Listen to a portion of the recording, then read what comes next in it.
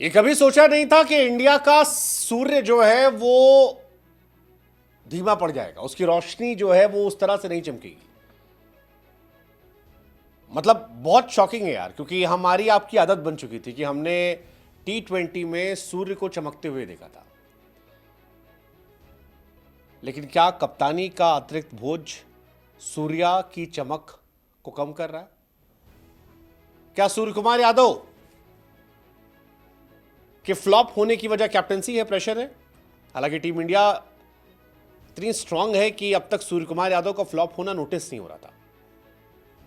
लेकिन अब जब इंडिया की हार हुई है और बीते मैच में इंडिया हारते हारते बची थी, तब लोगों की निगाहें गई हैं कि भाई साहब सूर्य कुमार यादव का अनरियल डाउनफॉल शुरू हो गया है। मतलब सूर्या टेस्ट में गए, नहीं चल पाए, समझ में आया। सूर्या वनडे में गए, इंडिया वर्ल्ड कप हारी, काफ़ी लोगों ने कहा, माना कि यार सूर्या चल जाते तो शायद कहानी अलग होती। एक मैच में भी सूर्या ने इम्पैक्ट वो नहीं दिखाया जो उनसे हम एक्सपेक्ट कर रहे थे।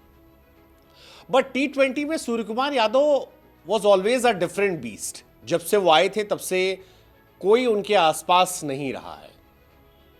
इसीलिए शायद सूर्य कुमार यादव का जब ये डाउनफॉल शुरू हुआ है तो ये हमें अनरियल लग रहा है, हैरान कर रहे हैं। मतलब सूर्य कुमार यादव आते हैं, 2-4-5-6 गेंद खेलते हैं और आउट होके चले जाते हैं।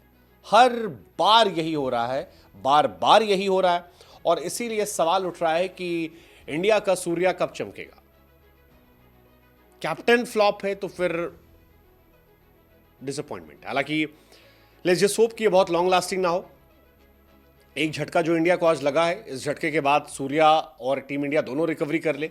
लेकिन क्वेश्चन और चर्चा तो होगी इसके ऊपर कि क्या कैप्टेंसी का प्रेशर है या कुछ और है जिसकी वजह से सूर्या वो सूर्या नजर नहीं आ रहे जिन्हें हम देखते थे। मतलब सूर्या बाबू वो थे जब पूरी टीम स्ट्रगल करती थी, सूर्या बाबू चलते थे। अब इस टाइम क्या है कि लगभग पूरी टीम अच्छा खेल रही है बीते 2-3 महीने में, अगर 1-2 मैच हटा दें इधर तो। लेकिन सूर्या बाबू फ्लॉप चल रहे हैं।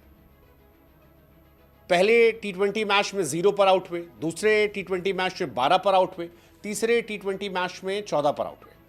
3 मैच में सिर्फ 26 रन, 8 का एवरेज। ये सूर्य कुमार यादव नहीं जिन्हें हम जानते हैं। और शायद यही वजह है कि अश्विन ने तंज भी कसा कि भाई साहब एक बहुत महीन अंतर होती है, लाइन होती है कि एग्रेसिव क्रिकेट खेलना और उटपटांग क्रिकेट खेलना। सूर्या भाई भी रोहित शर्मा के रास्ते पे चल पड़े हैं। मतलब सूर्या भाई को कुछ महीने तक अभी हम लोग या बहुत सारे लोग एबी डिविलियर्स से बेहतर मानने लगे थे। बट एबीडी ने 6-10 साल तलबों को काम किया था इंटरनेशनल क्रिकेट में। सूर्या बाबू इधर काफी फ्लॉप हो गए। अगर आप उनकी आखिरी 6 T20 इनिंग देखोगे, 21 run, 4 run, 1 run, 0 run, 12 run, 14 run. So not a great counting for Surya Kumar Yadav. Let's just hope कि ही कम्स बैक। मतलब Surya full time T20 captain जब से बनाए गए तब से उनकी फॉर्म बहुत खराब हुई है। कैप्टन बनने के बाद सूर्य कुमार यादव ने 9 इनिंग में बैटिंग की है, जिसमें 164 रन बने, जिसमें एवरेज सिर्फ 18 का। और ये सूर्या का एवरेज नहीं रहा है। सूर्या टारगेट इसलिए नहीं हुए क्योंकि इंडिया जीत रही थी। बट अब चीजें जल्दी दिखाई पड़ती है। रोहित शर्मा ने भी जून जुलाई में वर्ल्ड कप जीता था। आज के टाइम में देखो 3 महीने बाद कैप्टनसी से ड्रॉप होना पड़ा, एक बर्ड सीरीज बहुत खराब हुई।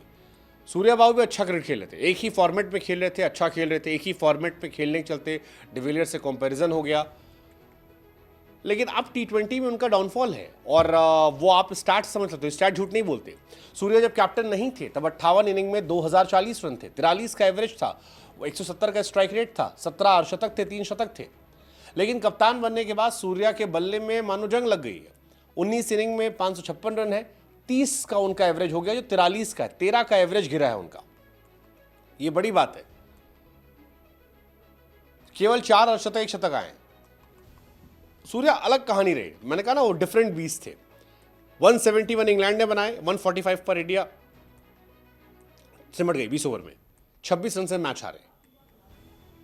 हालांकि सब फ्लॉप थे, संजू फ्लॉप हुए, अभिषेक फ्लॉप थे, तिलक फ्लॉप हुए, सुंदर फ्लॉप थे, अक्सर फ्लॉप थे, जुरेल फ्लॉप थे। बट फिर वही कहानी, लड़े तो जीते नाम सरदार का, हारे तो फिर नाम सरदार का। अब हार हुई है, सवाल इसलिए उठने शुरू हुए। लेट्स जस्ट होप कि इस हार के बाद इंडिया कम बैक कर ले, सूर्या भाव कम बैक कर ले।